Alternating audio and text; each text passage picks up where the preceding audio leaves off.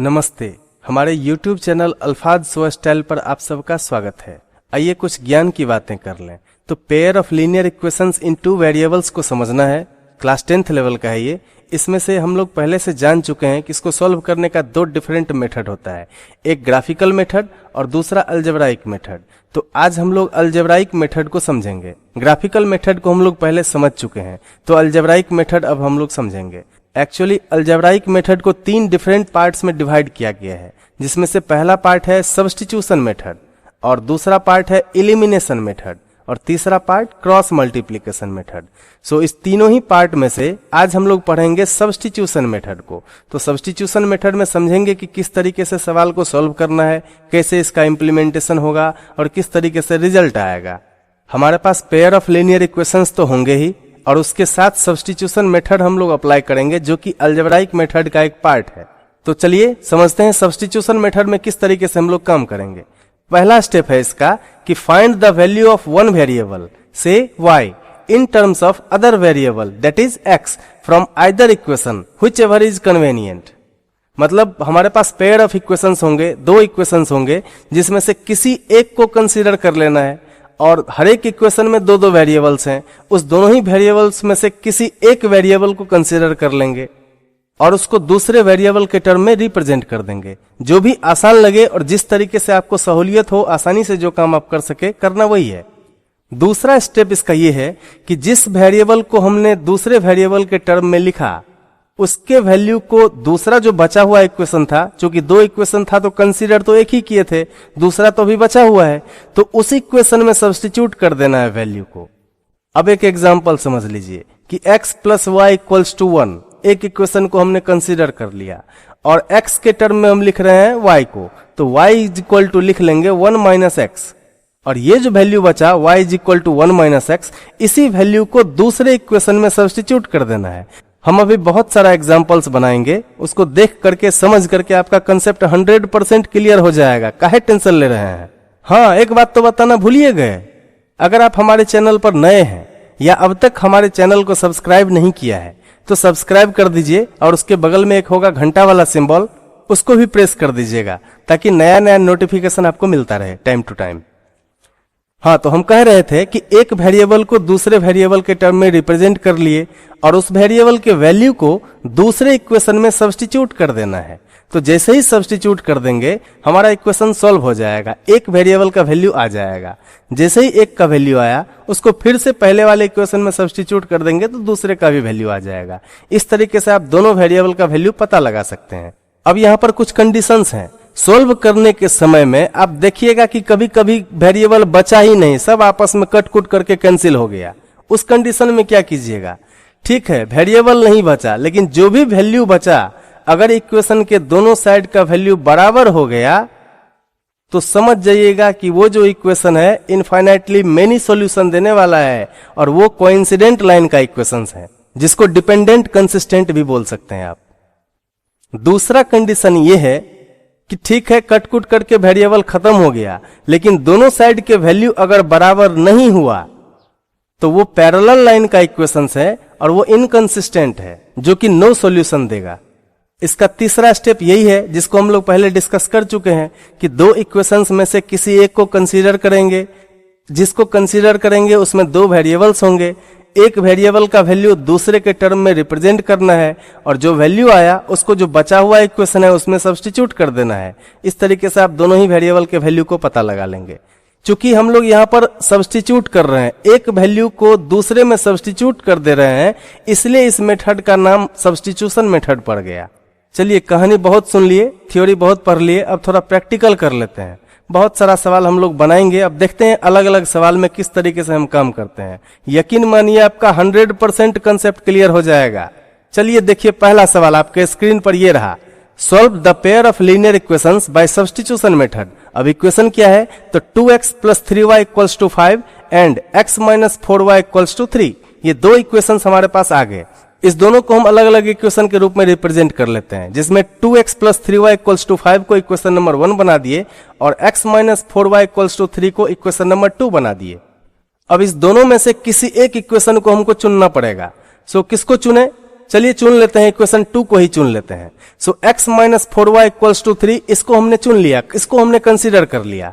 अब देखिए यहां जो हम लोग इक्वेशन कंसीडर किए हैं x minus 4y equals to 3, इस इक्वेशन में आप क्लियरली देख पा रहे होंगे कि वेरिएबल 2 है, x और y। इस इक्वेशन को अगर हम लोग रीअरेंज करें, मतलब x के लिए अगर हम वैल्यू निकालना चाहें तो क्या लिख सकते हैं? लिख सकते हैं इसको x is equal to 3 plus 4y। अब इसको इक्वेशन नंबर 3 बना लिए। अब देखिए यहां पर क्लियरली आपको पता चल रहा होगा कि इक्वेशन 2 को हमने कंसीडर किया, उसको अरेंज कर दिए। अरेंज करने के बाद इक्वेशन 1 अभी तक हमारे पास बचा हुआ है, उसमें कोई छेड़छाड़ नहीं किए हैं। अब जो इक्वेशन 3 के रूप में वैल्यू दिख रहा है x का कि x is equal to 3 plus 4y, ये वैल्यू इक्वेशन नंबर 1 में सब्स्टिट्यूट कर देना है। तो देखिए कैसे सब्स्टिट्यूट करते हैं। हमारे पास इक्वेशन है 2x plus 3y equals to 5 और x का वैल्यू मिल चुका है 3 प्लस 4y। सो यही इक्वेशन बन जाएगा 2 into 3 plus 4y plus 3y equals to 5। फिर से समझिए, इक्वेशन अपने पास है 2x plus 3y equals to 5 और x का वैल्यू अपने पास है 3 प्लस 4y। तो सिर्फ x के स्थान पर हम वैल्यू सब्स्टिट्यूट करेंगे, बाकी जो जैसा है वैसा ही रहेगा। जब पुट करते हैं वैल्यू तो देखिए किस तरीके से बदलेगा। 2 अपने स्थान पर है वैसे ही रहेगा, x के वैल्यू के स्थान पर हमारा वैल्यू चेंज हो जाएगा और ये हो जाएगा 3 प्लस 4y। ध्यान से देखिए, 2 इंटू 3 प्लस 4y प्लस ऊपर वाले इक्वेशन में देखिए 3y लिखा हुआ है, वैसे ही हमने 3y छाप दिया। इक्वल्स टू 5 दोनों जगह आपको दिख रहा है, कहीं कोई परिवर्तन नहीं हुआ है, सिर्फ x का वैल्यू बदल गया। अब इसको सॉल्व करते हैं। सॉल्व करना आप जानते हैं। अब जो 2 वेरिएबल्स दिख रहे थे, एक्चुअली यहाँ पर अब एक वेरिएबल में कन्वर्ट हो गया। सॉल्व करते हैं तो y का वैल्यू हमको मिलता है -1/11। एक वेरिएबल का तो वैल्यू मिल गया, अब x का वैल्यू बचा हुआ है। करेंगे क्या? तो y का वैल्यू जो मिला है -1/11, इस वैल्यू को इक्वेशन नंबर 3 में सब्स्टिट्यूट कर देंगे। तो जैसे ही इक्वेशन नंबर 3 में सब्स्टिट्यूट करते हैं तो हमारे पास वैल्यू मिलेगा x is equal to 3 plus 4 into y के स्थान पर लिख देना है -1/11। तो जैसे ही इसको वैल्यू देते हैं, अब ये कंप्लीटली वेरिएबल लेस हो गया, जिसमें से एक वेरिएबल बचा हुआ है और दूसरे साइड में बिल्कुल कांस्टेंट है। तो x का भी वैल्यू हमारे पास मिल गया, x is equal to 3 minus 4/11। Solve करते हैं तो x का वैल्यू मिलता है हमको 29/11। पेयर ऑफ लीनियर इक्वेशंस था अपने पास, दो वेरिएबल्स थे और दोनों ही वेरिएबल का वैल्यू हमने पता लगा लिया, जहां पर x का वैल्यू 29/11 और y का वैल्यू -1/11। और यही दोनों सॉल्यूशन है किसका? तो given pair of linear equations का। अब दूसरा सवाल देखते हैं हम लोग। Solve the pair of linear equations by substitution method. Equation अपने पास है x plus y equals to 14 and x minus y equals to 4। इसको हम लोग 2 इक्वेशन के रूप में रिप्रेजेंट करते हैं, जहां पर x plus y equals to 14 को इक्वेशन नंबर 1 बना दिए और x minus y equals to 4 को इक्वेशन नंबर 2 बना दिए। अब हमारे पास थ्योरी के अकॉर्डिंग चलें तो 2 इक्वेशन में से किसी एक को कंसीडर करना पड़ेगा। तो पहले वाले सवाल में हम लोग इक्वेशन 2 को कंसीडर किए थे, अब इक्वेशन 1 को कंसीडर कर लेते हैं, देखते हैं क्या इसका रिजल्ट देता है। सो जैसे ही इक्वेशन 1 को हम लोग कंसीडर करते हैं तो वैल्यू उसका क्या है? x plus y equals to 14। 2 variable अपने पास है, दोनों में से किसी एक वेरिएबल के टर्म में दूसरे को रिप्रेजेंट करना है। तो x के लिए हम लोग वैल्यू यहां पर बनाते हैं, लिख सकते हैं इसको हम x is equal to 14 minus y और इसको इक्वेशन नंबर 3 बना दिए 3। हमारे पास x का वैल्यू मिल गया। अब इस x के वैल्यू को उस इक्वेशन में सब्स्टिट्यूट करेंगे जिसका यूज अभी तक हम लोग नहीं किए। कंसीडर किए हैं इक्वेशन नंबर 1 को, उसी को रीअरेंज करने पर वैल्यू मिला x का, x is equal to 14 minus y। Equation 2 अभी तक बचा हुआ है, तो इस वैल्यू को हम लोग इक्वेशन 2 में सब्स्टिट्यूट करते हैं। जैसे ही इक्वेशन 2 में हम लोग सब्स्टिट्यूट करेंगे, ये दिखेगा कुछ इस तरीके से कि x minus y equals to 4। अब x के स्थान पर क्या यूज करना है? 14 माइनस y। तो लिखते हैं इसको हम लोग 14 माइनस y और ऊपर में पहले से एगो माइनस y है, उसको भी छाप दिए माइनस y इक्वल्स टू 4। तो हमारे पास वैल्यू बन के आया 14 minus 2y equals to 4। Solve करते हैं और सोल्व करने पर वैल्यू मिलता है हमको y इक्वल्स टू 5। अब ये y का वैल्यू 5 इक्वेशन 3 में सब्स्टिट्यूट कर देना है। तो जैसे ही सब्स्टिट्यूट करते हैं इक्वेशन नंबर 3 में x is equal to 14 minus y में, तो यहाँ पर x का वैल्यू मिलता है 14 minus 5, so x is equal to 9। इस तरीके से हम लोग x और y दोनों का ही वैल्यू पता लगा लिए। और पेयर ऑफ लीनियर इक्वेशन के टर्म में देखें तो x इज इक्वल टू 9 और y इज इक्वल टू 5, यही दोनों सॉल्यूशन है पेयर ऑफ लीनियर इक्वेशंस का। ये जो गिवन इक्वेशन है इसका यही सॉल्यूशन है।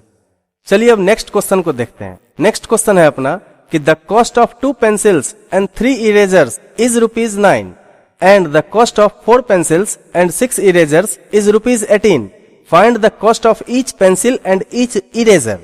अब सबसे पहले इसको इक्वेशन में कन्वर्ट करना पड़ेगा। तो कन्वर्ट करने के लिए यहाँ पर दो डिफरेंट ऑब्जेक्ट्स हैं, एक पेंसिल और दूसरा इरेजर।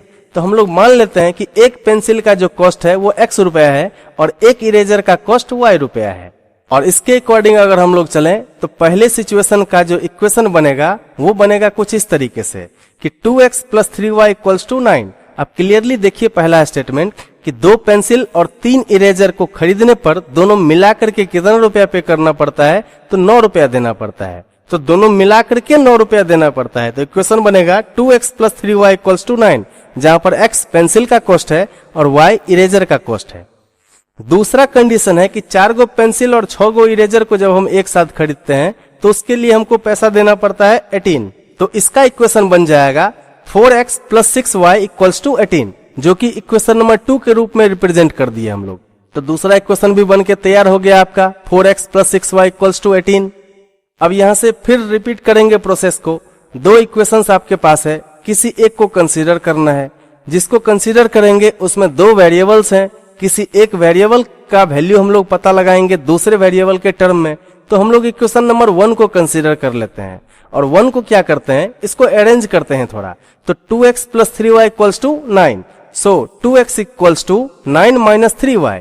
इसका मतलब हम x का वैल्यू पता लगा रहे हैं y के टर्म में। सो x का वैल्यू अल्टीमेटली कितना मिल गया, 9 माइनस 3y अपॉन 2। और इसी को इक्वेशन नंबर 3 बना लिए। चूंकि कंसीडर किए थे इक्वेशन नंबर 1, इक्वेशन 2 अभी बिल्कुल बचा हुआ है। तो ये जो इक्वेशन नंबर 3 है, x का वैल्यू निकल करके सामने आया है, इसको इक्वेशन नंबर 2 में सब्स्टिट्यूट कर देना है। जैसे ही सब्स्टिट्यूट करते हैं हमारे पास एक वैल्यू मिलता है सोल्व होकर के कि 18 इज इक्वल टू 18।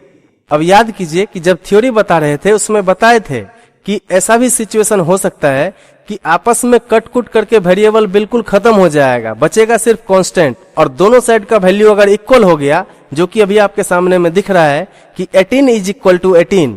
ये वो केस है जो इनफाइनाइटली मेनी सॉल्यूशन देने वाला है।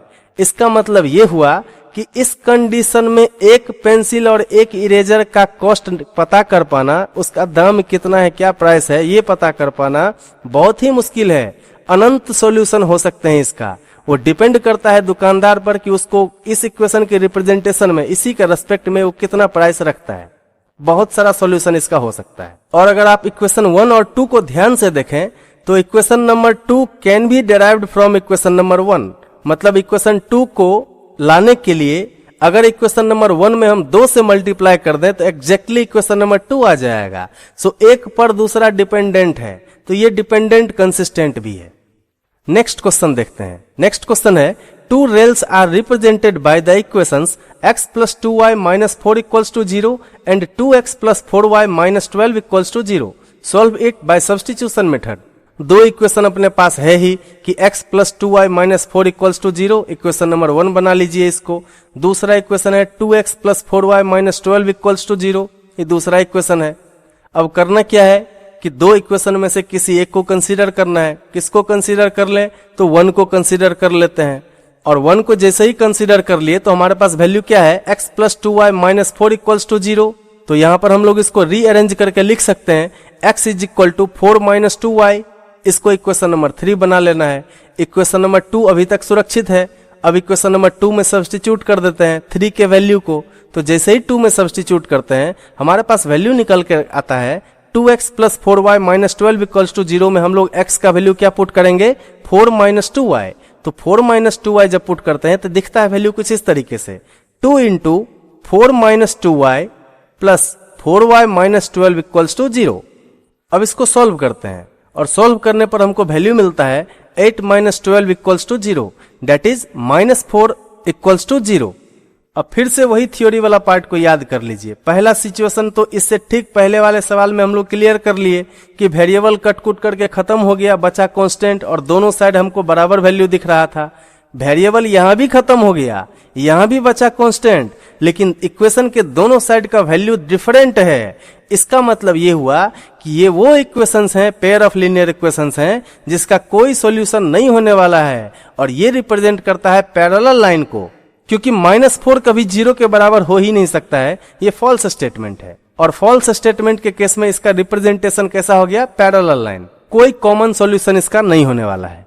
ये दो लाइन को अगर हम लोग ग्राफ में रिप्रेजेंट करें तो ये दोनों लाइन कभी आपस में नहीं मिलेगा, पैरेलल लाइंस हैं ये दोनों। चलिए अगला सवाल देखते हैं। अगला सवाल है solve 2x + 3y = 11 and 2x - 4y = -24 and hence find the value of m for which y = mx + 3। ये बड़ा पेचीदा सवाल आ गया, पता नहीं कहां से आ गया। दो इक्वेशन अपने पास है, 2x + 3y = 11, इक्वेशन नंबर 1 बना लिए। दूसरा इक्वेशन है 2x - 4y = -24, इसको दूसरा इक्वेशन बना लेते हैं और अरेंज कर लेते हैं। यहाँ पर देखिए ध्यान से कि तीनों ही जगह पर दो हम कॉमन ले ही सकते हैं। जैसे ही दो कॉमन ले सकते हैं तो यहाँ पर इसको हम अरेंज करके लिख सकते हैं x - 2y = -12, इसको इक्वेशन नंबर 2 बना लिए। अब दो इक्वेशन आपके पास आ गया, किसी एक को आप कंसीडर कर सकते हैं, तो हम लोग इक्वेशन 2 को कंसीडर कर लिए। तो इक्वेशन 2 को हम लोग अरेंज करेंगे, x - 2y = -12 को x = 2y - 12, इक्वेशन नंबर 3 बन के तैयार हो गया। इक्वेशन नंबर 2 को कंसीडर किए थे, x का वैल्यू आ गया जो कि इक्वेशन नंबर 3 के रूप में रिप्रेजेंट कर रहा है। अब इस वैल्यू को इक्वेशन नंबर 1 में हम लोग सब्स्टिट्यूट कर देंगे। 1 को अभी तक कुछ नहीं किए थे ना, इसलिए 1 में ही सब्स्टिट्यूट करेंगे। चलिए जैसे ही इक्वेशन नंबर 1 में सब्स्टिट्यूट करते हैं 2x + 3y = 11 में, तो हमारे पास वैल्यू मिलता है 2 × 2y - 12 + 3y = 11। तो इसको सॉल्व करते हैं। सॉल्व करने पर हमको वैल्यू मिलता है y = 5, और ये एक वेरिएबल का वैल्यू हमको मिल गया। अब दूसरा वेरिएबल का वैल्यू बचा हुआ है, x का वैल्यू निकालना। y का तो पता चल गया कि y का वैल्यू 5 आ गया, 5। x का वैल्यू पता लगाते हैं। अब y = 5 को इक्वेशन नंबर 3 में सब्स्टिट्यूट करते हैं। जैसे ही सब्स्टिट्यूट करते हैं हमारे पास वैल्यू चूंकि क्या है, x = 2y - 12 और y का वैल्यू है 5, तो x का वैल्यू हो जाएगा 2 × 5 - 12। x का वैल्यू अल्टीमेटली मिल गया -2। ये तो x और y का वैल्यू पता लग गया, लेकिन एक्चुअली क्वेश्चन का लैंग्वेज कुछ और है। हमको यहाँ पर m का वैल्यू भी पता लगाना है, जबकि कंडीशन है y = mx + 3, तो m का भी वैल्यू पता लगा लेते हैं। अब x और y दोनों का वैल्यू अपने पास है, गिवन इक्वेशन y = mx + 3 में सब्स्टिट्यूट कर दिए। सो 5 = m × -2 + 3। सो सॉल्व करते हैं तो वैल्यू हमको मिलता है m का, कितना वैल्यू मिला? सो -1, m = -1। मतलब फाइनली हम लोग तीनों ही वैल्यू को पता लगा लिए। अब तीन वैल्यू कौन कौन है? तो x का वैल्यू पता लगा लिए, x का वैल्यू -2, y का वैल्यू पता लगाए, y का वैल्यू 5, और m का भी वैल्यू हमको पता चल गया, m का वैल्यू कितना? -1। चलिए और एक सवाल देखते हैं। हमको लग रहा है कि धीरे धीरे अब आपका कॉन्सेप्ट क्लियर होना शुरू हो गया होगा, और जो कुछ भी बचा होगा प्रैक्टिस कर लीजिएगा, बुक को एकदम क्लियर हो जाएगा। सवाल है आपके सामने में, the larger of 2 supplementary angles exceeds the smaller by 18 degree, find them. बहुत ही बढ़िया सवाल है, बस पढ़ने का तरीका हमारा अलग होगा और इक्वेशन बन करके तैयार हो जाएगा। इसमें डाटा के नाम पर एक ही डाटा आपको दिख रहा है, एक ही नंबर दिख रहा है, वो नंबर है 18 और कुछ भी नहीं है। अब हमारा दिमाग यहाँ पर काम करेगा कि इसको हम सोचते कैसे हैं, पढ़ते कैसे हैं, तो उसके अकॉर्डिंग इसको हम लोग सॉल्व करना शुरू कर देंगे। चलिए देखते हैं इसको हम कैसे पढ़ते हैं। The larger angle exceeds the smaller by 18, जबकि आप स्क्रीन पर देख रहे हैं the larger of 2 supplementary angles exceeds the smaller by 18। लेकिन हमको बनाना है दो equation, pair of linear equation बनाना है, तो इसको हम लोग पढ़ने का तरीका ही चेंज कर देंगे। कैसे पढ़ेंगे? The larger angle exceeds the smaller by 18 degree. एक इक्वेशन तो यहां से बन जाएगा। दूसरा जिस पार्ट को हम लोग छोड़ दिए, सप्लीमेंट्री एंगल, तो सप्लीमेंट्री एक वर्ड और इस वर्ड से एक इक्वेशन बन जाएगा। सप्लीमेंट्री आप समझ रहे हैं कि दो एंगल का सम कितना होना चाहिए? 180 डिग्री। अगर दो एंगल का सम 180 डिग्री हो गया तो उसको हम लोग सप्लीमेंट्री एंगल बोलते हैं। एक कंसेप्ट तो क्लियर हो गया कि सप्लीमेंट्री। अब दूसरा इक्वेशन है larger angle exceeds the smaller by 18।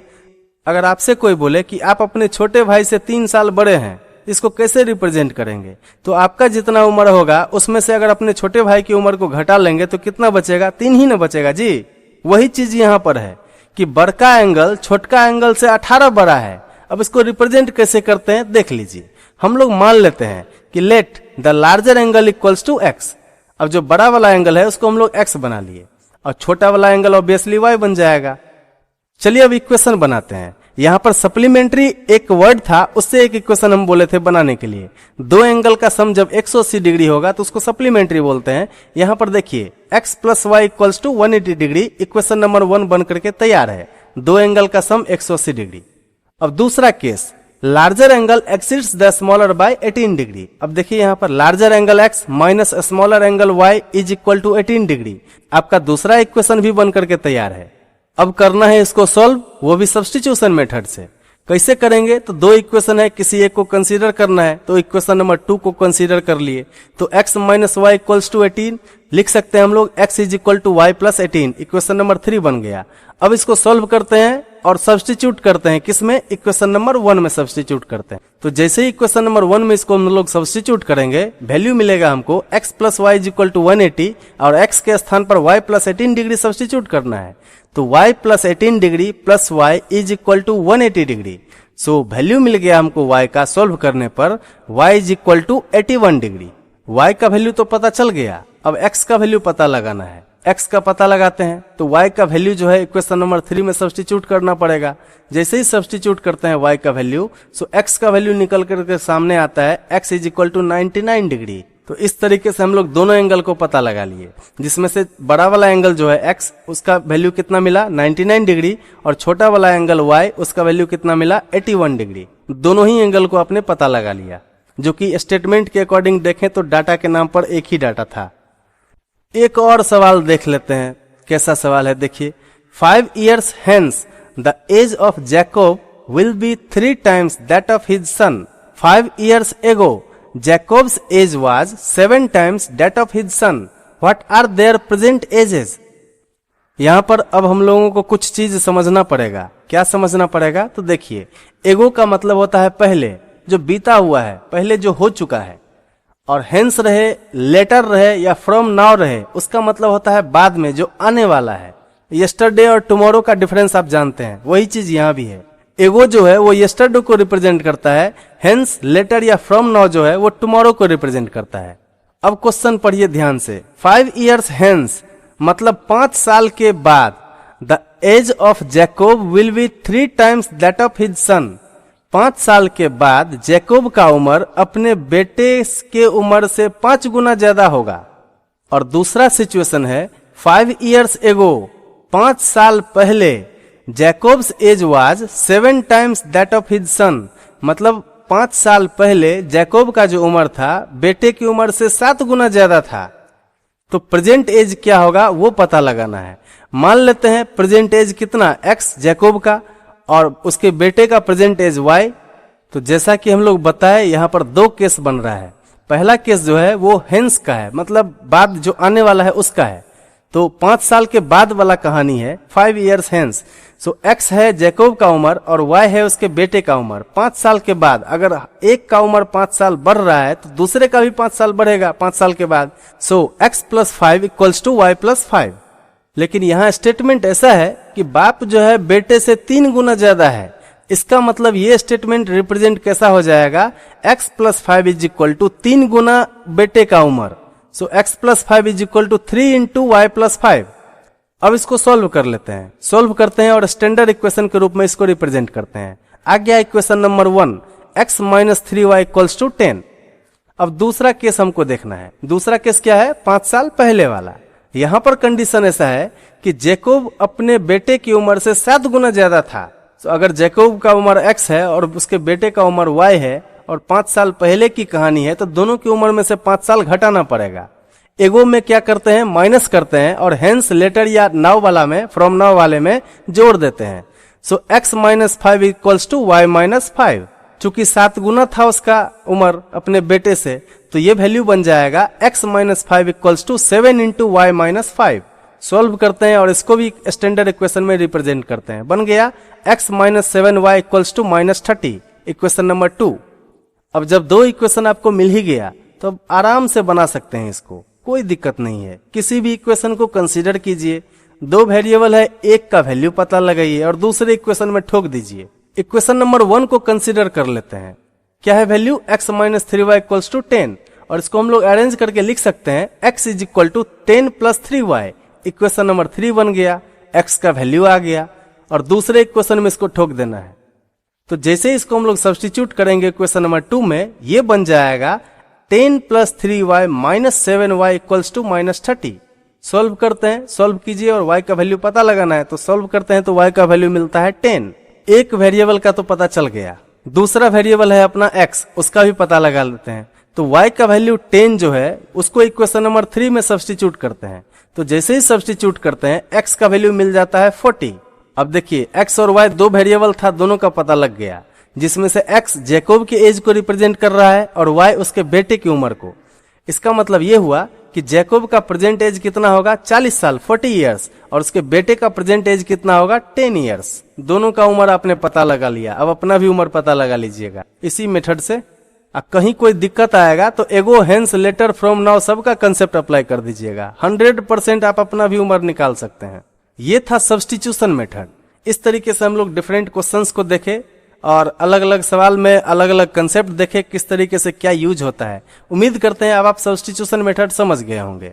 आराम से अपने टेक्स्ट बुक का भी सवाल बनाइए और एक्सरसाइज करते रहिए, समझते रहिए, पढ़ते रहिए, आगे बढ़ते रहिए। बहुत बहुत धन्यवाद।